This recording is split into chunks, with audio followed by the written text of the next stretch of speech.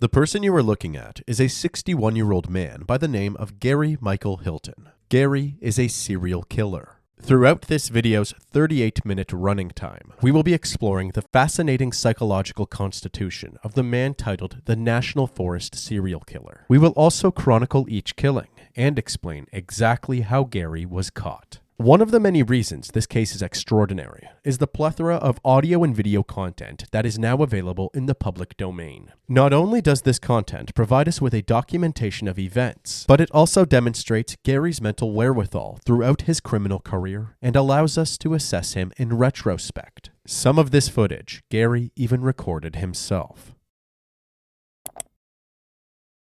On January 1st, 2008, Meredith Emerson decided to take her dog Ella on a hike through the North Georgia mountains. On a chalkboard at home, Meredith left a note for her roommate Julia, who had slept in after the New Year's celebrations the night before. The note said, "Taking Ella hiking. Hope you had fun. Smiley face." After reading this note, Julia went on to have a normal New Year's Day. She only began to worry the next morning when Meredith had not returned home as expected. While at work, Julia was notified that Meredith had missed her shift, which was unusual because Meredith was known to be a very responsible and punctual worker. She then called 911 and reported Meredith missing.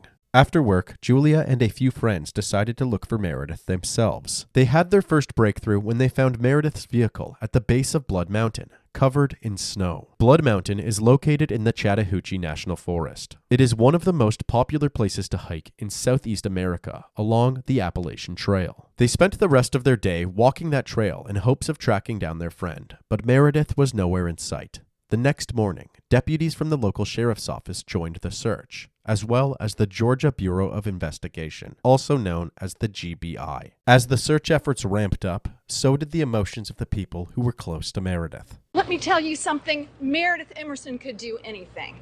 She is feisty, she is strong, she's tiny and petite, 120 pounds, but let me tell you, I have every hope that if anybody could, she can run those mountains. She's a strong person. If anybody can survive this, she can. Some concerning items were quickly recovered from the trail, including Ella's dog leash, Meredith's water bottles, and a police expandable baton. Not only that, but these items were recovered from an area where the ground was disturbed, as if a struggle had taken place. After making these discoveries, the situation instantly escalated, and about 19 different police agencies banded together in the search for Meredith. Within days, law enforcement received a handful of tips claiming to have seen a strange man following Meredith through the trail. Now, the search has gained national media attention. A Gwinnett County team and volunteer searchers are lining up to help. Now, here again is the description of the person of interest. Investigators say he's a 60-year-old white man. He's around 5'10" and he weighs about 160 pounds. He has silver gray hair and he might be driving a white minivan. The man's dog is reddish in color and answers to the name of Dandy. Perhaps the most important detail that they received was that this man was seen carrying a police baton and had a bayonet knife attached to his belt. This bolo notice led to multiple strong leads, including one from a defense attorney named Sam Rail, who claimed the suspect was a former client. The client was Gary Hilton. Gary has an extensive criminal history, mostly filled with misdemeanors such as possession of marijuana or theft, but with more serious charges as well, such as arson and assault/battery. Just months before Meredith's disappearance, back in October of 2007, Gary was confronted by a police officer after he trespassed on private property. What you doing out here? Well, you're the fourth person that's come along. Am I? And asked me that. They called you, didn't they? Yes, they did. I'm leaving. I'm getting out of here. God almighty. Can I get your ID real quick? Yeah, you sure can. And it's in the, you see that fanny pack right there? Yes. Is there any weapons in that fanny pack? Absolutely not. No, I'm going to bring it to you. Okay. I'm waiting. About 3 months ago, I had, I live in Chamblee, and I had some people call the law on me. I was running my dog, about 11:30 at night. Apparently, the dog had stopped and sniffed something, and I was kind of just like going like that, in the, in the street light, waiting for him. I'm telling you, they're crazy. He showed me on the computer screen. See, it was a man walking in circles. That's what you were doing. They called the police on me in the middle of the street. That's suspicious. You know that. Nobody walks in circles around here. Hey, I love you. Mr. Hilton, Take care. Be safe. In this instance, Gary was free to go, but due to Gary's transient lifestyle, encounters with police would happen regularly and would sometimes result in charges against him. That's where Sam came in.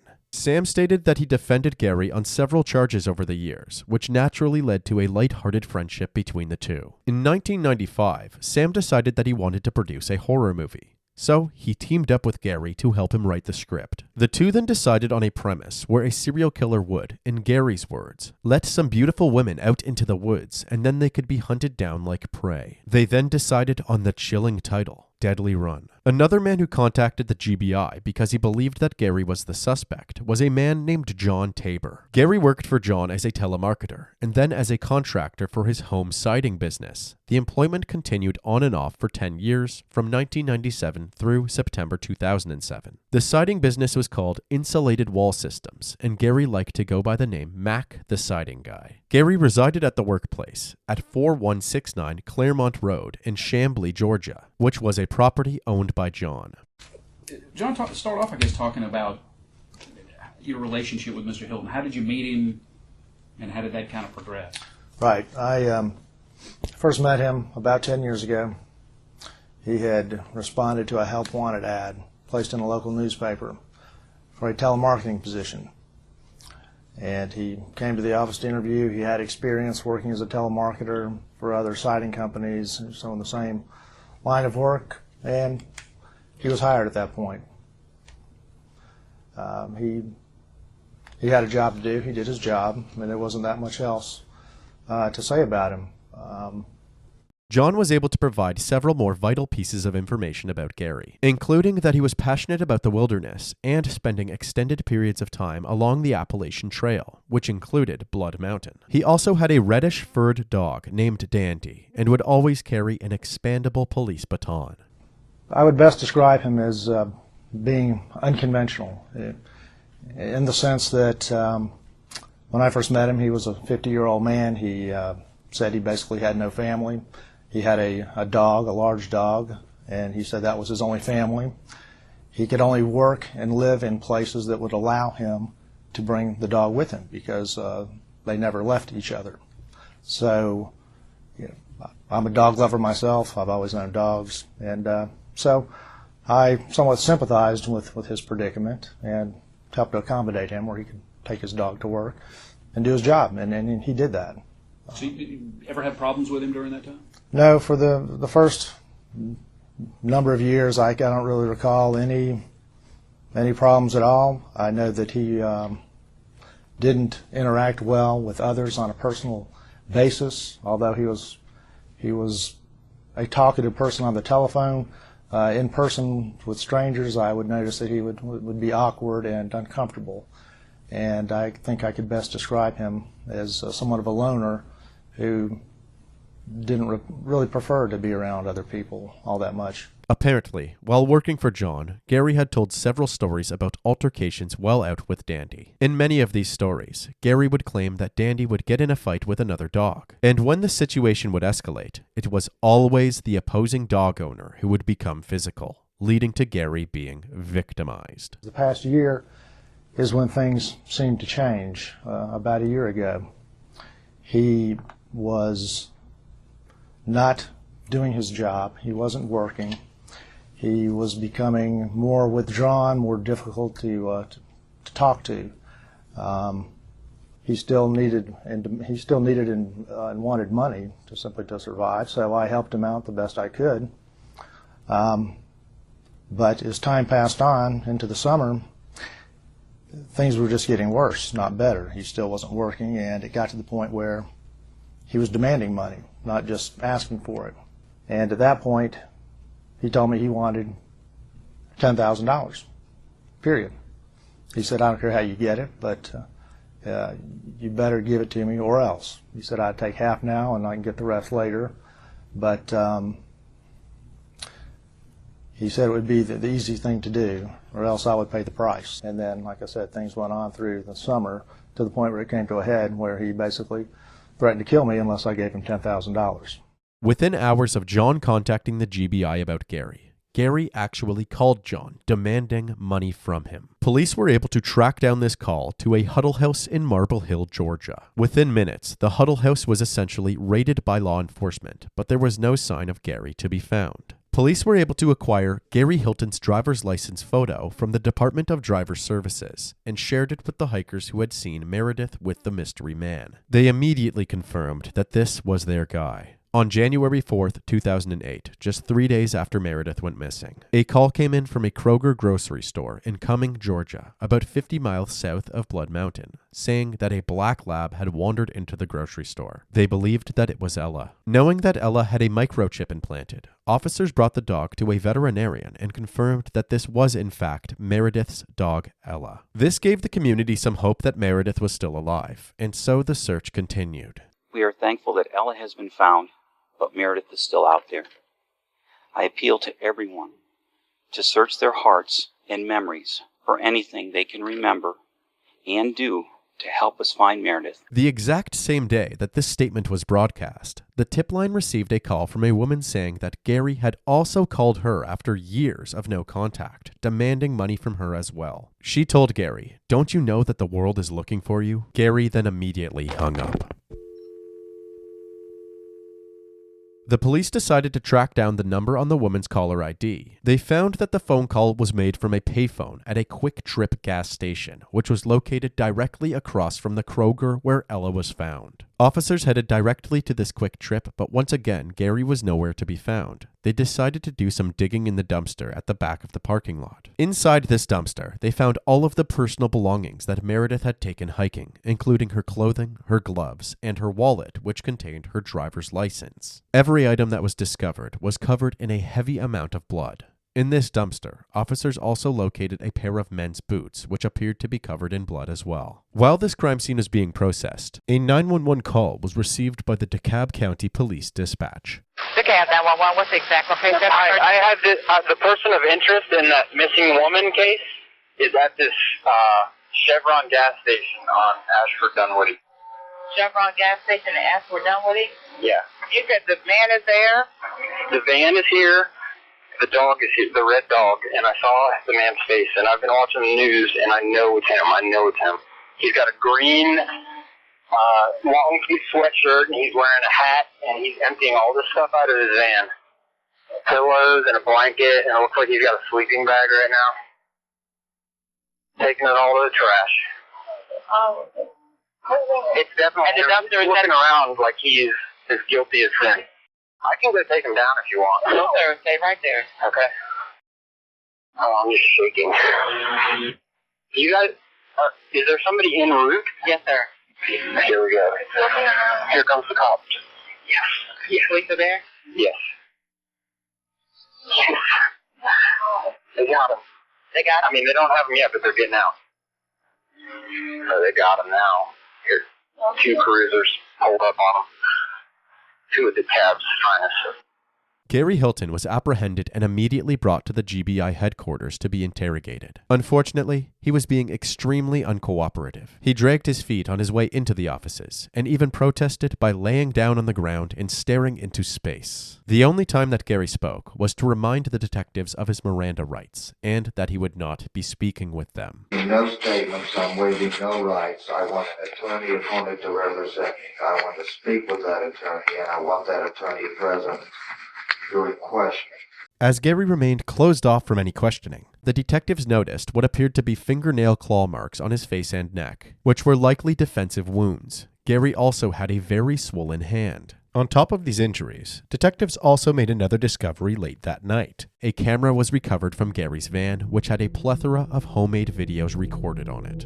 Look, I'm taking your picture, what I'm come for immortality right here. Good.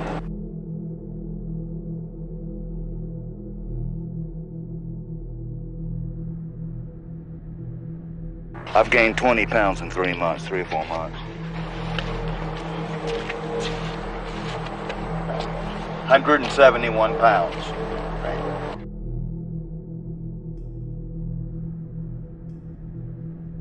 We got to document it. He's a my boy. He's a my baby. On top of the zany videos of him flexing with Dandy by his side, there were also several recordings of confrontations between himself and law enforcement after trespassing on private property. You're the lawman, you are the law. I'm going to check it out, and if it ain't the law and you're wrong, you come talk to me. I'm not talking to nobody. I'm filing and I'm suing. There was even a video in which Gary argues with a Papa John's employee about their drivers exceeding the speed limit. You tell these guys to quit terror driving. You tell them not to drive more than 5 miles an hour above the limit. Along with these videos, there was over 100 other items from Gary's van that were also entered into evidence. Detectives located blood throughout the vehicle that matched Meredith's DNA as well. After Gary was officially charged for kidnapping with bodily harm, the court assigned him a public defender, and a deal was made. If Gary led investigators to Meredith's body, the death penalty would no longer be an option for his sentence. The next afternoon, the prosecutor called the detectives to inform them that Gary was ready to talk. What we'd like to do is let you now tell us where the body is and try to direct us to it the best you can. Okay, I'll be glad to. All right. Gary proceeded to draw a map of where he had left Meredith's body. Her remains were about 50 miles southwest of Blood Mountain in the Dawson Forest Wildlife Management Area. You would go down that road about 50 yards. Okay. And it's going to be off the south side or the left side of the road the body will be. Okay. The body will be approximately 40 yards or 120 feet off of that.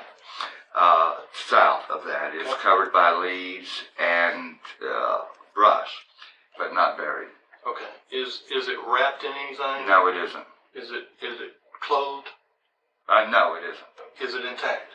No, it isn't. Okay. I'll tell you. Us more about that. Okay. Yes, the head will be missing. Where's the head? The only reason, by the way, the head was removed was forensically. Yeah, right. In other words, the hair is full of fiber. Sure. And the only reason the body is nude is forensics. Okay, for forensics. See, I didn't even know I was associated with this disappearance at that time. Right. You see, I didn't find that out till later on in the day. I stopped at a gas station and I am on the front page. Where would the head be? It's going to be a little hard to find. You're going to need a dog for this, I believe. Can you help us? Well, I'll help. I apologize to both of you guys. I mean, you know, it's been trying for you. I'm sure these cases are emotionally wrenching for you. But that's your damn job, so. Using Gary's directions, the detectives were able to locate Meredith's torso and head, along with more bloody clothes. An autopsy was performed the next day, and it was learned that the cause of death was blunt force trauma to the head, which was then removed post-mortem. On the way back to the GBI headquarters, Gary shared more details about the final moments leading up to Meredith's death. I'm going to tell you right now, there was never any plan to let her go. Okay. I knew that if I let her go, I would be instantly ID. I knew it would be easier to establish control over a female, any female, than it would a male. How did you strike up a conversation with her or whatever? Dogs, you know, people that have dogs, dogs are going to mate. After his first encounter with Meredith, Gary hid himself in the bushes, knowing that he could ambush her when she eventually turned around and came back. What did you produce? A knife, bayonet. The bayonet is probably still up there. I lost control of both. She fought. And as I read in the paper, she's a martial artist. I think it was you, probably. One of the GBI said that little 120-pound girl about probably close to whip your. Well, she about did. I had to hand fight her, and I still couldn't get control of her. She would feign or pretend that I was in control and then start fighting again. Gary then put Meredith in the back of his van and locked her inside. He then drove around North Georgia, attempting to use various ATM machines with her card, all while concealing himself. Likely in an attempt to notify the bank of criminal activity, Meredith gave Gary several false PIN numbers. 4 or 5 times she kept trying to convince you that it would work. She did convince me. Right. She ran me back. I'd come, I'd go try it like an idiot. And it didn't work. None of it did. She's still telling me it's going to work. It's going to work. It must be at well bank. Unfortunately, this came at a cost, as Gary assaulted her in between each of his failed attempts. When he had finally given up, he brought Meredith to a secluded part of the forest and restrained her. He told her that he would let her go in a few minutes, but instead he went back to the campsite, had a cup of coffee, and grabbed a handle from a car jack. He then carried it back to Meredith and repeatedly struck her with it. I gave her a book to read and everything else there, and I walked up and made as if to unsecure the chain, struck her with the bar. What bar? It was a jack handle, just a straight jack handle. I just wanted to expose everything to the elements, right, rather than keep them back. I poured liquid bleach all over her to any DNA, and I knew bleach would not destroy fibers, but that any DNA she may have picked up from my clothes. She'd been wearing my clothes for now 3 days. Was this difficult for you at all? As far as take her life, was it difficult at all? It was like an out-of-body experience. Okay. It was surrealistic. Of course it's surrealistic. Right. Removing a head is just unreal. Right. Unreal. After uncovering Meredith's remains, a press conference was held by the GBI lead investigator. At approximately 7:30 this evening, the body of Meredith Emerson was discovered in a wooded area. The specific information given as to the location of the body was given to me by Gary Hilton. Gary's charges were amended. He was now being charged for the murder of Meredith Emerson. Since Gary was to plead guilty on his charges, he was now an open book for the detectives and spent 4.5 hours speaking to them in another interview. I'm a sociopath, man. I'm like what they call an antisocial. That's the new name for it, an antisocial personality. In my day, it was called sociopathic character disorder, what it's known as. Right. And I present this fantastical spectacle to people, but I understand they can't understand it because it's so fantastical. It's kind of like the Lone Ranger, and the Lone Ranger would come galloping into town. There would be all the schmuck townspeople, right? And here the Lone Ranger would be wearing this mask, a skin-tight outfit, a really elaborate 2-gun rig mounted with silver with chrome pistols, and just a theatrical outfit. He'd be mounted on this beautiful Palomino. He'd have this trippy Indian named Tonto with him. You know what I'm talking about? And if the Lone Ranger would ride out again, what would they always say about the Lone Ranger? You don't remember it, but not. They would always say, "Who was that masked man?" Yeah, who was that masked man? Okay, that's what I do to society. Well, let me ask you. They can't get their mind around it even. Yeah. Lawyers and everyone else ask me constantly, how come you're so seemingly intelligent? Are you well read? Are you well educated? You're right. You hit it right on the head. That's very perceptive of you. The reason I'm so seemingly intelligent is that I, alone amongst almost anyone, including you dudes, have time to actually stop and think about things. Yeah. You don't have time to stop and think about things. You are so busy distracting yourself because you're running from really the reality of this situation, which is you're going to fucking die. I'm a soldier, a scientist, an artist and philosopher. If you're aware of that, then I'm a very simple person. My art is my life. And my art is weird. Most of this interview consisted of Gary going on bizarre tangents about very unrelated subjects, including, but not limited to, parachute jumping. Most people, when they think of parachute jumping, they think of just, jumping out, because you see it's not a silent picture. It doesn't have a hawk going, Yosemite supervolcanoes causing the apocalypse. Look, any good anthropologist can tell you we're being okay. And so can any cosmologist, too. It's just on a larger time scale, that's all. The supervolcano under Yellowstone has erupted 3 times in the last 2 million years. It has an average cycle of 600,000 years. When it erupts, it basically wipes out downwind the eastern part of the U.S., the whole eastern seaboard of the U.S. under several feet of ash, and would just destroy any civilization in that area. Other scientific catastrophes that may occur. Well, here's the thing. In 4.5 billion years, the sun is going to run out of nuclear fuel. It'll start to collapse in on itself. That gravitation, that fall will be converted to energy. It'll make it get a nuclear reaction out of the more heavy and complex elements that it's converted the helium into, which means it'll expand out again, become what they call a red giant, and the periphery of that red giant will include the orbit of Earth and will be incinerated in 4.5 billion years. And as you come forward in time, For 4.5 billion years from now, it only gets worse. And a plethora of other existential thoughts. When I was 4 years old, I can remember looking at my hand and pondering the fact that this hand one day will be a skeleton. Yeah, when I was 4 years old. Well, what was the situation, if you don't mind? No, it was an intellectual thought, you see. I mean, we have the president of the United States, the most sophisticated and powerful country in the world, standing up there telling the world that he believes in a ghost story. Which is what? Jesus, Christ is, that kind of thing. Talking about Jesus. And that's a ghost story. That is of the supernatural, you know. And here we are, most advanced peoples ever. And we're talking about ghost stories. And they all do it. You see how stupid they are? They're total fucking idiots, but they're just being human beings. As entertaining as these tangents may be when removed from the current subject matter, they also provide an interesting level of insight into the mind of Gary Hilton. Not only does Gary exhibit the telltale signs of delusional schizophrenia, but he also presents a remarkably short attention span, known as ADD, combined with the inability to be empathetic towards his victim, known as psychopathy. Along with these tangents, Gary also shares more grim details about Meredith's murder. She almost whipped my ass. She damn sure did. I lost control of both of them, both the knife and the bat.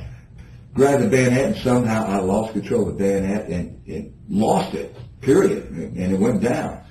I pulled the bat, deployed it, grabbed that. I mean, it was not my finest hour. It was not I'm better than that. I am. But I found out she was a fucking black belt. Even though they're not really fighters, and she didn't do no shit. It's just that she was real quick with her hands and had no hesitation about grabbing weapons and everything. And not only that, she was hard to subdue. And I fought like hell, man. And I told her that I had a gun and that, I was going to shoot her ass down. I didn't have a gun, but I had a BB pistol that looked like a gun. Wasn't it you that asked me what's it like to cut someone's head off? Mm-hmm. Okay. It was dreadful, and the only thing you can do is so dreadful that the only thing you can do is go unaudified. I told you it wasn't real. Right. Okay. That's all you can do. It was surreal. It was it's so dreadful. Mm-hmm. It's so fucking dreadful that all you can do is do your duty and go on autopilot. Listen, the reason for killing the girl, it was either once you've taken someone, you're either going to kill them or you're going to get caught. It's as simple as that. I mean, am I right or not? If I would have been sure. Math, right? Well, she's seen the van, she's seen the tag, she's seen the dogs, she's seen, all she has to do, they have to put that out, and 10,000 people will be called, including Tabor. He was just the first one, Of course I knew it. You either kill him or you get caught, okay? But if you're already caught, there's no use in killing him.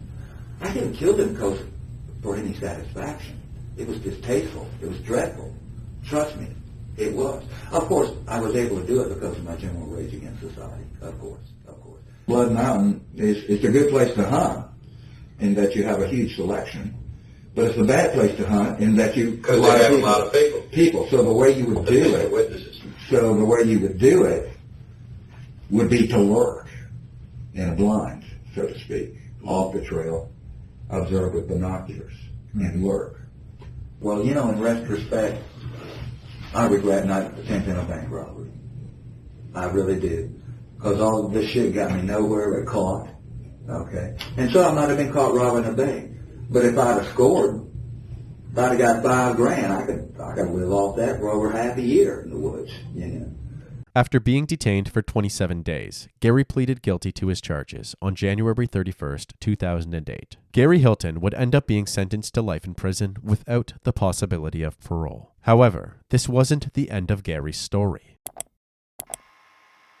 The reason for killing the girl, it was either once you've taken someone, you're either going to kill them or you're going to get caught. Detectives wanted to know whether or not this was Gary's first time killing somebody. The main reason for this was because several tips from Meredith's investigation linked Gary to a completely different case in a completely different state. However, the second case took place in a state that is also along the Appalachian Trail. Florida. Authorities in Florida told investigators of a missing persons case in the Apalachicola National Forest near Tallahassee. On December 2nd of 2007, a 46-year-old woman from Wakulla County, Florida, named Cheryl Dunlap, was reported missing. Her car was later found abandoned on the side of the road leading into Tallahassee. The tire appeared to have been intentionally slashed, and her purse and keys were still in the vehicle. Police got a hold of her bank records and discovered that her card had been used at an ATM in Leon County several times following her disappearance. They were also able to obtain the surveillance footage from those ATM transactions, but in the footage, it wasn't Cheryl making the withdrawals. The authorities released 2 snapshots to the public of the unidentified man wanted for questioning. It wasn't until the 15th of December that the authorities had another big breakthrough. The Leon County Sheriff's Office received a phone call from a group of hunters about a body of a woman missing her head and hands in the Apalachicola Forest. The body appeared to have been there for a substantial amount of time. An autopsy along with a DNA sample from her toothbrush revealed that this was in fact the body of Cheryl Dunlap. It was clear to the detectives that this was a homicide, but any leads regarding potential suspects fell flat, until Meredith's story spread across the nation. The 2 cases were virtually identical, so people began speculating that Gary may have been responsible for Cheryl's disappearance as well. They then searched Gary's name in the police database. The system then provided a record of a police encounter that placed Gary in the area around the time of Cheryl's disappearance. The investigators from Florida were even able to get their hands on the evidence from Meredith's case. They discovered that the blood on Gary's hiking shoes matched Cheryl's DNA. Another case that listed Gary Hilton as a potential suspect was a double homicide in Transylvania County, North Carolina, which is located about 100 miles northeast of Blood Mountain and along the same Appalachian Trail. In October of 2007, an elderly couple who had been married for 51 years, John and Irene Bryant, had gone hiking in the Pisgah National Forest. After not hearing from them for 2 weeks, family members reported the couple as missing. Through examining their phone records, it was learned that John had attempted to call 911 on the day of their disappearance, but the signal was lost and the call was dropped. Eventually, Irene's body was discovered on the Barnett Branch Trail, covered by leaves, murdered by blunt force trauma to the head. It was soon revealed that a bank card belonging to the Bryants had been used to withdraw $300 from an ATM in Ducktown, Tennessee. After reviewing the surveillance footage from the plaza, cameras caught an older Caucasian man wearing a yellow rain jacket using the couple's bank card. Unfortunately, the rain jacket hood was obscuring his face. When North Carolina investigators saw Gary Hilton from Meredith's case, they made the connection that this man was likely their suspect. His build, mannerisms, and yellow jacket all matched the man in their surveillance footage. With this potential suspect, the investigation was given a new life, and the search for John Bryant's body was in full swing. His remains were eventually found by a hunter on February 2nd, 2008, in the Nantahala National Forest, along the side of a service road known as the Switchbacks. John's cause of death was ruled as a single gunshot to the head. Gary was ultimately prosecuted and convicted for these murders as well. A confessed serial killer who pleaded guilty to killing 2 hikers from Henderson County is scheduled to be sentenced today. Last year, Gary Hilton admitted to killing John and Irene Bryant as they hiked in the Pisgah National Forest in October 2007. An autopsy found Mrs. Bryant died from several blows to the head. Mr. Bryant died of a bullet to the head. Now, Hilton already has the death penalty for a 2011 Florida killing and life in prison for a 2008 Georgia killing. And Hilton's sentencing is scheduled for 2 p.m. today. Of course, we'll be there and have the very latest on what happens to Hilton in this latest court hearing. The deal that he struck with the authorities in Georgia was futile, as his sentencing in Florida resulted in the death penalty. However, there was one more name that came up when linking Gary to other cases. That name was Rosanna Miliani. On December 7th, 2005, Rosanna vanished after telling her father over the phone that she planned on going hiking. A thrift store owner later told authorities that Rosanna came into the store on the day that she disappeared and was with an angry older man. This is the initial sketch of the man drawn by the forensic sketch artist. There was no immediate response to the sketch until Gary's face was in the news 2 years later. Investigators were able to confirm that Gary had been in the area at the time of Rosanna's disappearance, so it was decided that local detectives would conduct their own interview with Gary regarding their case. They traveled to the prison where Gary was being held to carry out the interview. This is about a lady by the name of Rosanna Miliani. Okay, I know who you're talking about. Talk to you. Well, it fits my MO. Gary also goes on to provide his actual motive for the murders, which is to fulfill his own sexual desires. However, in order to satisfy YouTube guidelines, we removed his graphic explanation. The killing part was just to keep him getting caught. Sure. I did not like the killing. I usually didn't even like to fantasize about the killing. I would put that out of my mind. Rosanna, on December 7th, 2005, was seen with a male, a white male. Yes. And she's a composite, so that's the second reason we wanted to come. It's similar to you. Is that you? Oh, no. Listen, well, let's cut to the chase right now. Okay, listen, the description I got was he was 50 to 60 years old. Okay, not only that, she was a hiker. I was a big-time hiker. Yeah. She disappeared during a hiking trip under some circumstances. My victim were all taken in the woods. Okay, it all fits together.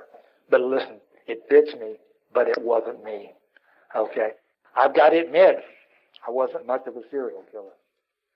Okay, I should have had a long career, and I should have killed lots of people. And I just, I committed. I mean, it's embarrassing. How many were there? 4. 2 Bryants. There was Meredith Emerson and Cheryl Dunlap down here. That was it. Although Gary revealed in gruesome detail more information about the victims he was convicted for, he was adamant about not being involved in the Rosanna Miliani case. Since he was so cooperative in this interview and the detectives had built a solid rapport, they asked him if he would take a polygraph test, to which Gary agreed. The results indicated that there was no deception detected when Gary professed his innocence. It is important to keep in mind that these tests are commonly referred to as a form of pseudoscience, and their accuracy is even doubted by the creator of the machine himself.